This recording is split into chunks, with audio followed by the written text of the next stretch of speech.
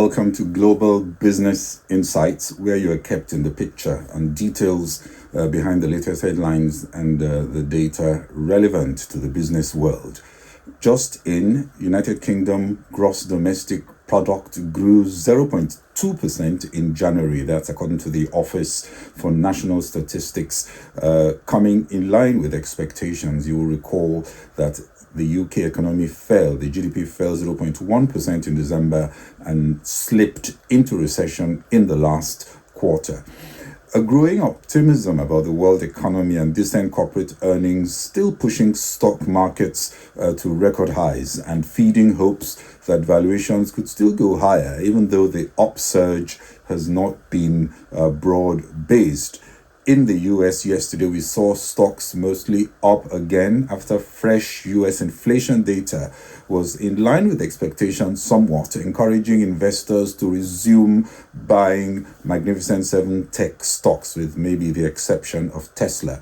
The Dow Jones average gained 0.6%, S&P 500 was up 1.1%, while the Nasdaq led with gains up 1.5%.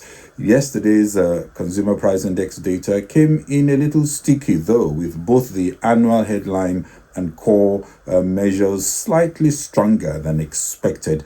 Markets remain optimistic, however, that Fed rate cuts will be soon, though data that we saw didn't actually move the needle as far as the Fed is concerned.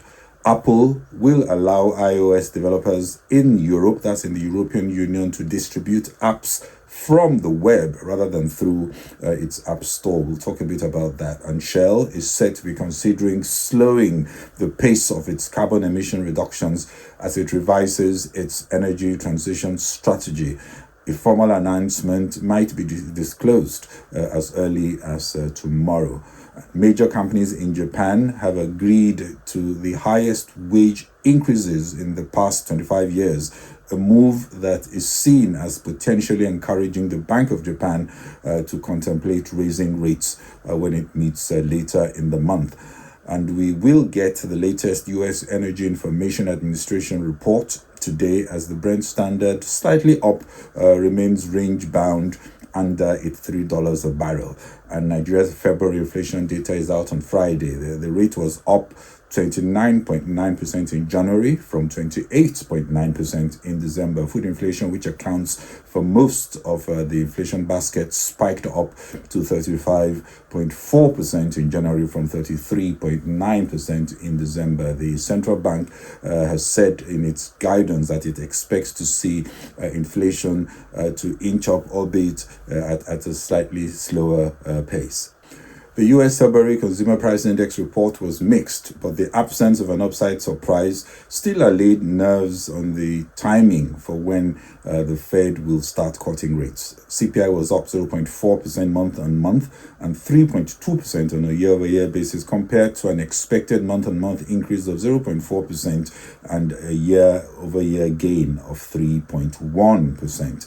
The core CPI print, which excludes food and energy, was slightly higher than expected year-over-year and month-on-month. Core inflation month-on-month, which excludes food and energy, was up 0.4% compared to a forecast gain of 0.3%.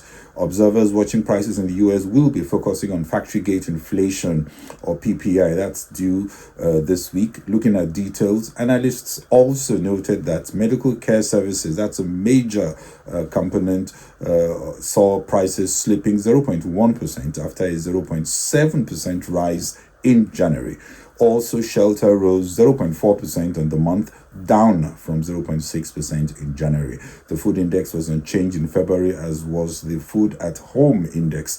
Both of these indices had risen 0.4% in January, and prices for food away from home rose just 0.1%, lower than 0.5% in January.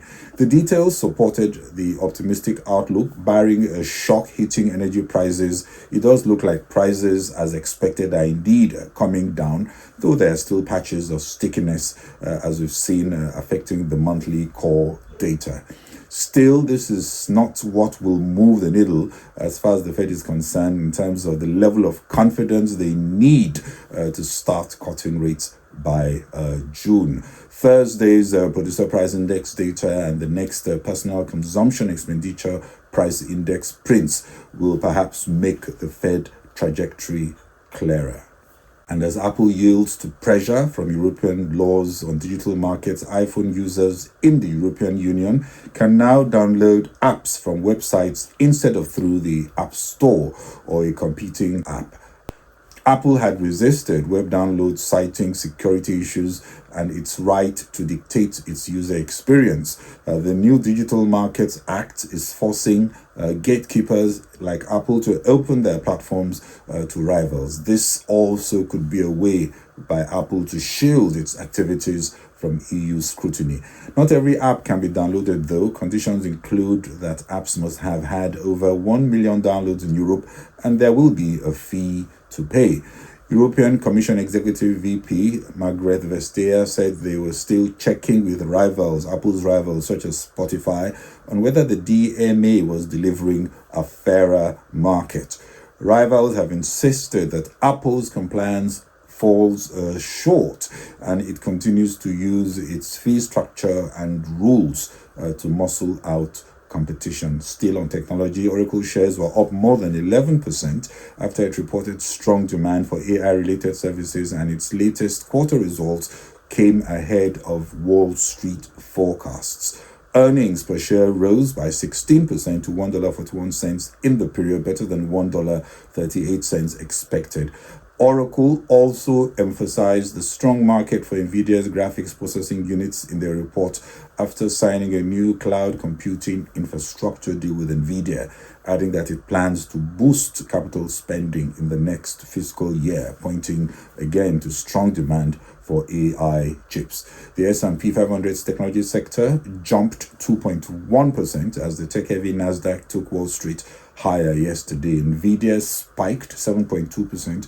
Amazon rose 2%, Meta Platforms up 3.3%, Microsoft up 2.7%, Alphabet up 0.6%, while Apple gained 0.3%. Shell is expected to reveal plans this week to slow its carbon emission cuts as it updates its energy transition strategy. The oil giant will publish an update of its long-term plan for clean energy and greenhouse gas emissions as Chief Executive Officer Wael Sawan delivers on his own plan to allocate a greater portion of investments into oil and gas to give better returns to shareholders. As we see some key governments like the United Kingdom slow down in the momentum, or at least updating their strategy towards clean energy, noting that the US significantly also ramped up fossil fuel production in recent years, it does not come as a surprise that oil majors are also relooking at promises they had made in the past.